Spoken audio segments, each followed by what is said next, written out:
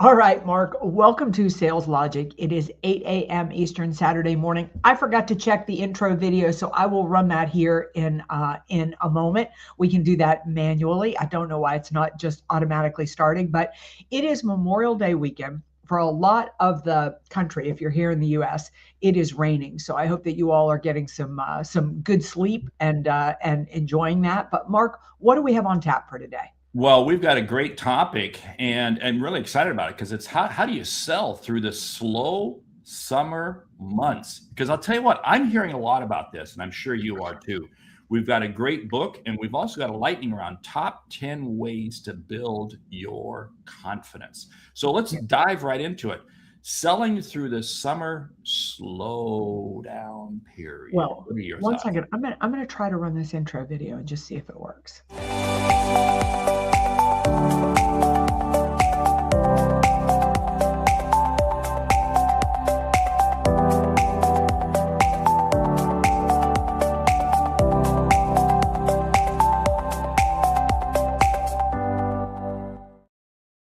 All right. So I love the fact that the lightning round and the topic really go hand in hand, because I think you're going to need to have a lot of confidence if you want to sell through the summer season.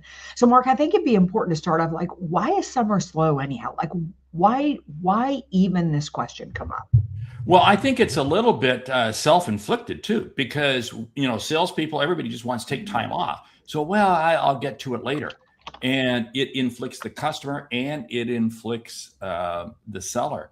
And here's what happens: so many decisions are being made by committees, right? I mean, Wow. more people are involved, and all it takes is one of those people to be out of the office, one of those people to be on PTO. Well, we got to push the meeting back. I just had this happen to me yesterday. I was trying to schedule an event, and the first date that everybody is available is not for another 4 weeks. Yeah. And I was hoping to get it in the next week.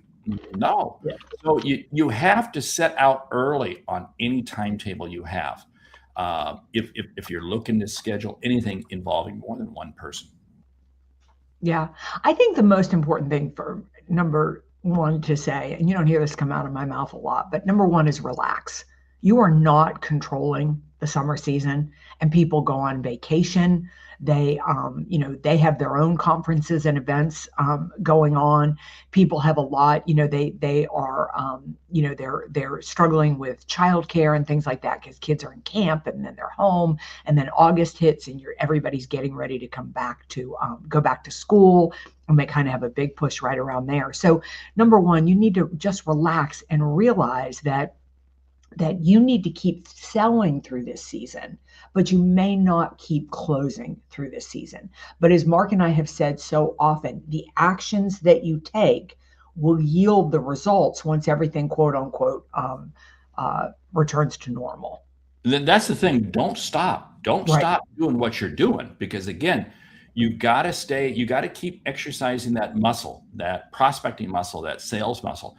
And more importantly, you're just staying out there in front of customers. What I find absolutely fascinating is how, oh man, I didn't realize it's the 4th of July next weekend, or I didn't realize it's Labor Day. I didn't realize it's this. You got to pull out your calendar right now and make a note of to what weeks are going to be holiday weeks. What weeks are you going to be taking time off? What weeks are other people? If you're an account manager and you're dealing with very specific accounts, have you asked your customers, when are they going to be out? In other words, plan ahead. Hello, folks. It's not that difficult. There's no reason anybody should be surprised. Oh, it's summer already. Well, you know what usually happens this time of year? Hello. Yeah. I also think you really need to know your customer. Like, I sell a lot in Europe, and a lot of my clients in Spain take the entire month of July off. I've got a really big client here in New York City, and New York City, August is the month that they all get to work from home. They don't need to come into the office. So with that, with my clients in Spain, we're really working very hard. I've prioritized them to get everything on the schedule for June, right? Because they are going to completely check out in July. And when they come back in August, they're going to be playing catch up. For my client who's out in August, now they're still going to be working, but Come on, really? It's sort of their last time with their kids. They're checked out. So we're really booking everything in June and July, knowing the fact that they're going to be out. And I use that to an advantage. I'll say, look, I know you're getting ready to go on a big vacation in July. Let's go ahead and get this all on the plate. You won't even have to worry about it when you come back in August. I use it as an opportunity rather than an obstacle. I'm going to do a shout out to our friends in the North, our Canadian friends, because they do the best job of this. For instance, they've got Canada Day on July 1st, but they are very in tune to July 4th, Independence Day here in the United States. And they do a very good job of understanding, because most Canadians are doing a tremendous amount of work with U.S. companies, U.S. people. They understand the U.S. holiday calendar and they manage it very well. So we need to take a note from our friends to the North. They do it well. We need to do it too. Yeah, I would also say, if you've got people that Mark said that you've got a committee that, even one person is out and the decision can't be made. Like, first of all, understand it. Do not push too hard. I've had this past week. I just shot a video about it. I was about to sign a pretty sizable contract. And I told the guy I was really slammed until the 1st of June, but he has pushed so hard on me to get that closed that I'm done. I don't want to work with him because he's told me what working with him is going to be like. So I don't want to engage with him. It's going to be very, very uncomfortable. He pays no attention to my timeline. So, if people tell you summer is crazy busy, listen to that. And what you do is go understand completely. Should we get something on the calendar for end of August or or right after Labor Day in September? Get the date on the calendar, but be respectful of what they're telling you. Yeah, that brings up a very interesting thing that you also got to take a look at in the calendar in terms of from about the second week in August to about the second week in September. Schools start different times a year depending on where you are in the U.S., where you are in the country. And what does this mean? It disrupts rhythms. And it also disrupts, I think, the psychological factor, because what happens is you get deep into summer and many buyers will sit there and say, you know what? Let's just pick this up in the fall. Let's just pick this up. It becomes that easy. It's kind of like that excuse that people use in November and December. Yes, exactly. After the first of the year. And you've got to be careful of that. So you've got to be moving things through your funnel in the first half of the summer, because the reason it's probably going to be harder to close in that late, deep into August and early September. So that's the time that you're prospecting right now, is you're trying to close. Yeah, I think that's really important. Mark, what's the question for today? Oh, the question comes from Enrica in Mexico City. She says, love the show. I have my team listen to the download every week. So the question is for them. We're already behind on our quota as we head into summer. I'm worried between our vacations, customer vacations, and the general slowdown of the summer months. What do we need to be doing to ensure we do not fall farther behind? I'm going to jump on this because Sure. I've got something that, and I know this rubs a lot of people the wrong way, but you and I have some friends that subscribe to it. Friday afternoons. Friday afternoons is a great time of the week to be making phone calls and closing deals, because people want to get stuff off their plate. And if you call people on Friday afternoon and they're working, they're shocked that you're working too. They're shocked that you're not at the beach, you're not at the lake, you're not getting ready to go to the mountains, whatever it might be. And it's amazing. Friday afternoon phone calls. Great time to prospect, great time to close. Yeah, and I think it's important to know that summer is not always the season for the hard close. So, I would say too, like I think the main message that Mark and I are telling you is that you need to keep your foot on the gas, like really keep your foot on the gas. The thing is, in those seasons that you're not as busy, when you're not closing as much business, you've got a great opportunity to make more calls, right? Like Monday, I'm leaving. I only have one real engagement where I've got to fly and go somewhere next week, because it's for here in the U.S. It's the week after Memorial Day. Not a lot goes on that week. So I'm really only tied up traveling on Thursday. So we're going to go down to our beach place. I set that week up. I'm going to I made a list of so many people I want to reach out to and I want to call on and I want to, just check in with and see where they are. I've made a list of past clients. I've made a list of existing clients and I've made a list of really good prospects because chances are their week is slow too. And chances are this is going to be a great time to connect, but I'm not going to be reaching out with this hard, sale of trying to, get business. It's going to be really, here I've written a really innovative new article that I think is of value to a lot of my clients. I'm going to be reaching out with that and looking to get an appointment on the calendar. I love what you're saying there because, again, you're reaching out to past and current and future. In other words, it's not just all geared for prospecting, but you're really going across the spectrum. And this is the whole thing. Again, the summer is a great time to do it, but of course we should be doing it all the time. But so many times what happens is people get into the summer and they start, well, I just don't, I can't call after 2 o'clock or I can't call before 10 o'clock. I can't. And it narrows it down even tighter. Hey, don't kid yourself. There is opportunities out there. And if you are willing to make the move and leave that person a message, reach out to them, it is amazing at how it resonates with people because you're working during the summer and they're working during the summer and it helps. Hey, one other piece that I love doing is so many times you have a complicated sale and there's half a dozen people involved. Make it easy for the one person you are able to meet with to do business with you on something. In other words, just get something small going with them. The idea being is this way you're at least engaged with them. You're working with them. This is the time of year that you can default do something very small, very simple to get one person before you get the whole committee. Yeah. Kevin, welcome from Lakeland, Florida. Kudos to you to be up and working on Memorial Day weekend. I also think that, you need to respect the time of the individual that you're working with because chances are they're holding down the fort for a lot of people being off. And so think about shortening your email messages, shortening your voice messages. As Mark said, giving them, if you need something from them, shorten what you need from them because chances are if they're in the office, they're stretched pretty thin. Oh, I love that. I love that. And along with that, one of the things that I love doing is you may have a meeting Friday afternoon or something that you say. You can call them up and say, hey, I've got time earlier in the day on my calendar. Shall we meet now? And the idea being is they're appreciative of it. Hey, thank you for taking that advantage. Now, there's a little bit of risk because they could say, you know what, let's just cancel the meeting. So there's a little bit of risk to that. But I found with existing clients, with people who I know, that's a really good strategy.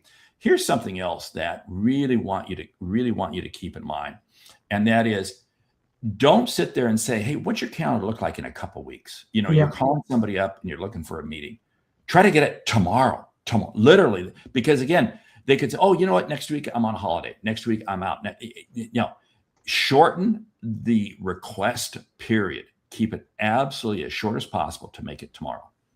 Yeah, I think the thing too is to really start to think about, what there are certain industries that just keep going through the summer season. They're not necessarily any slower. I mean, I think about like healthcare, and they really make people, schedule their vacations right at the beginning of the year so that they aren't caught off guard, and so that everybody isn't off on the 4th of July. So start to think about your prospect list and start to think about what are those industries that might be more available.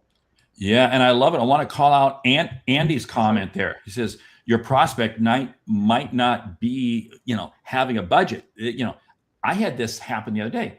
We booked an event, and then literally a week later, the client called up and said, you know what, we need to change it due to changes with the, Iran war. We've had to change it because of supply issues.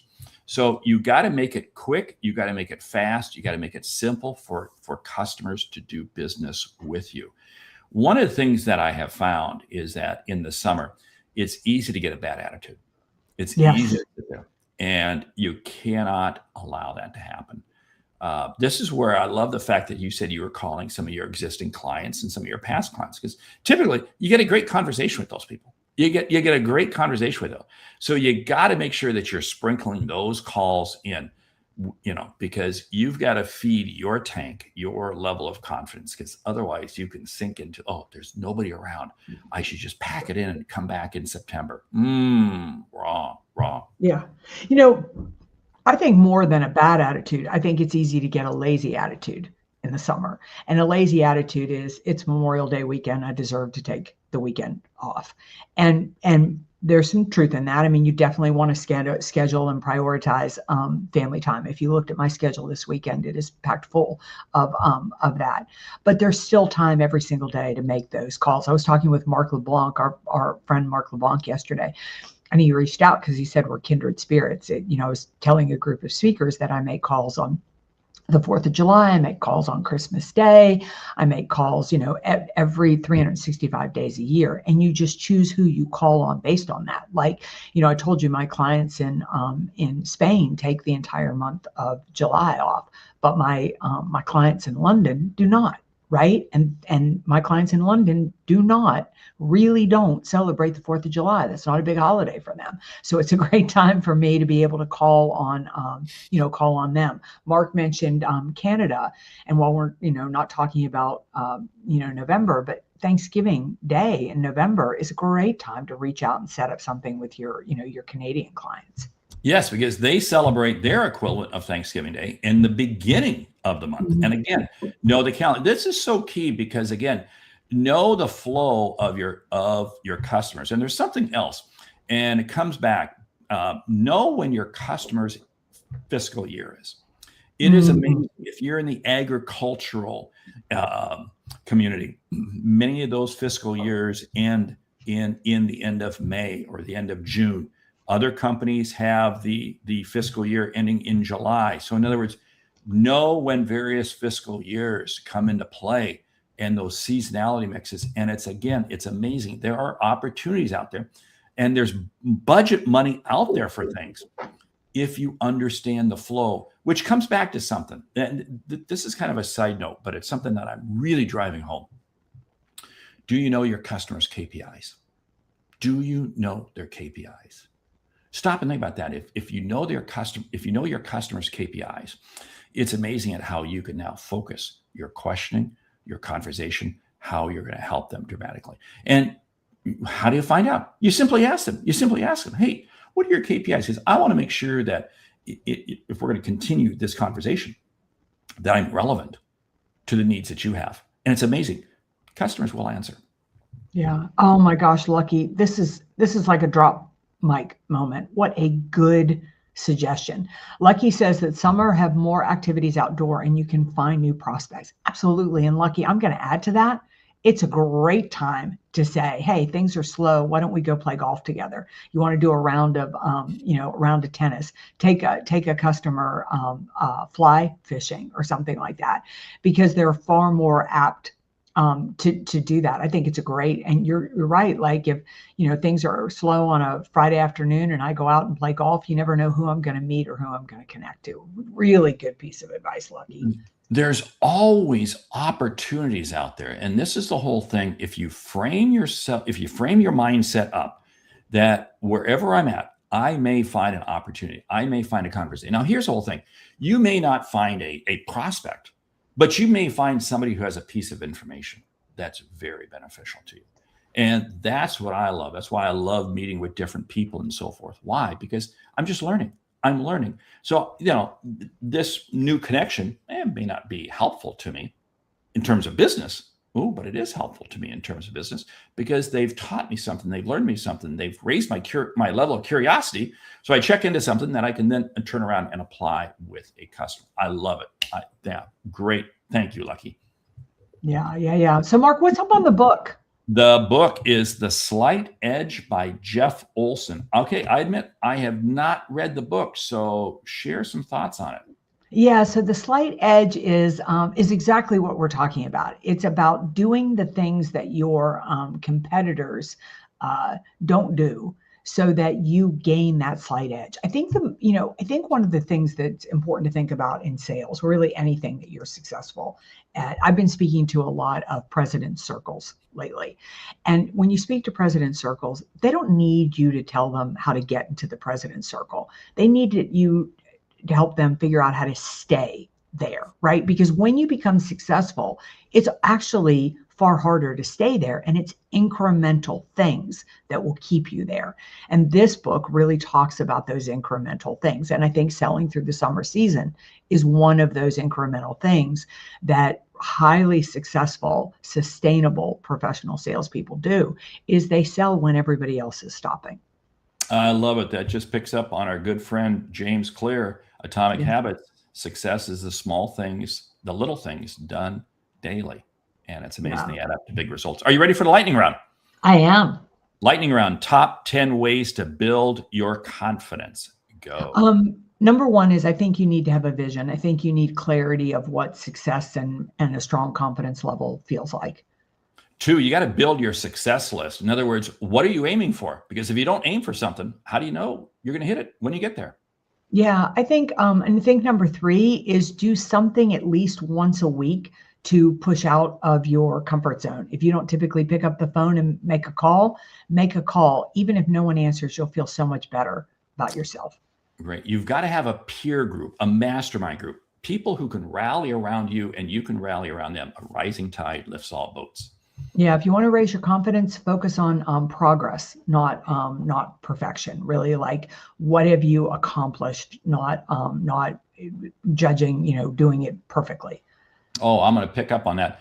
Set a daily goal that you know you can achieve. There's just something magical about being able to achieve a goal. It creates momentum, and momentum creates activity. Yeah, watch your self-talk. I missed a tennis shot the other day, and I was like, God, I'm such a freaking moron. And not good self-talk if you want to have confidence. I love it. Celebrate every success, regardless how small it is. Celebrate the success. And again, it creates momentum. It creates motion. You feel good. Yeah, I'd say stop comparing yourself to everybody. If you get off Facebook, get off LinkedIn. If you're struggling with your confidence, do not get on there and compare yourself to people. Set yourself up with just a 30-minute blitz or a 60-minute blitz or something, a short blitz that you can just power through. And again, when you get done, you feel good. You go, yeah, I accomplished something. Yeah, I would say that schedule some time every single day to learn something, watch a video, read a blog, do something so that you're sharpening the saw that will build your confidence. I think we're well past 10. I'll share one more and we'll close it down. And I'm going to add to that. You got to listen to Sales Logic every week. And along with that, play the long game. Play the long game. Don't get hung up. Play the long game. Success always takes time. Thank you again for Lucky. It is a strong mindset. And with that, we want to say thank you for listening to Sales Logic this week. If you like what you hear, subscribe, rate, and review the show on your favorite podcast app. Something we've said has earned you a single dollar. Consider telling a friend about our show because it's how we grow when we help you grow. I'm Mark Hunter. And I'm Meridith Elliott Powell. Remember, when you sell with confidence and integrity, all of this uncertainty suddenly becomes your competitive advantage. And the sale becomes logical.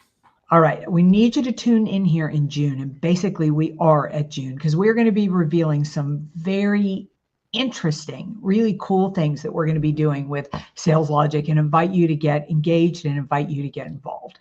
Now, go enjoy a hamburger or a hot dog, a veggie burger with your family. And don't forget, make a couple of sales calls this week. We'll see you all right back here next week.